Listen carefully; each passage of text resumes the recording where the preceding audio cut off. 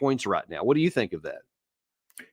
Yeah, I think that we're at a point now where it's becoming manifestly clear to most people in the West that Russia's going to win the war, that Ukraine is going to lose. Exactly what the final settlement looks like is hard to say, but the Russians are going to win this one.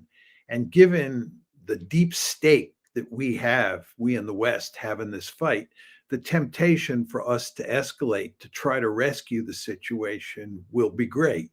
And if you look at what we've been doing with regard to talking about using ATACMS or storm shadows to strike deep into Russia, and you look at the Russian response to this, you can see that, we're in a very dangerous situation.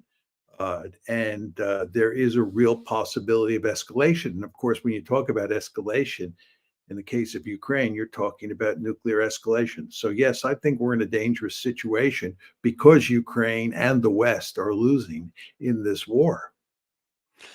So I want to ask you about, before we get into some of the specifics here, kind of how you view the situation, especially in light of what you just said, because it appears to me that we're at maybe a tipping point between either tipping over to recognition of ground truth reality, let's get this off the table, or tipping the other side to, oh, hell, let's escalate. Let's do something more to try and change the dynamic. Do you see any tension there?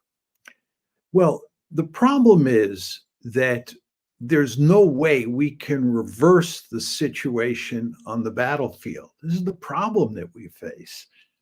If there was sort of a magic formula for doing that, we would do it.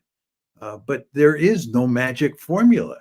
And nevertheless, we are desperate to rescue the situation. I think the Biden administration definitely doesn't want things to go really south before the November election.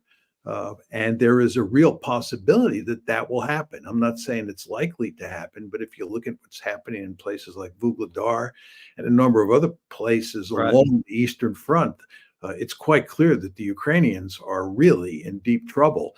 And they could collapse in a number of places, not necessarily along the entire front, but in a number of key places like Vuhledar. And this would then be reported in the media as a great victory for the Russians. And this would be disastrous for the Biden administration and for the Harris campaign. So they're trying to head that one off at the pass. So they're desperate to do something. And over the long term, we're going to be desperate to reverse this situation because we've gotten such a bloody nose in the process. But again, we don't really have any options. And then, people begin to say we can do almost anything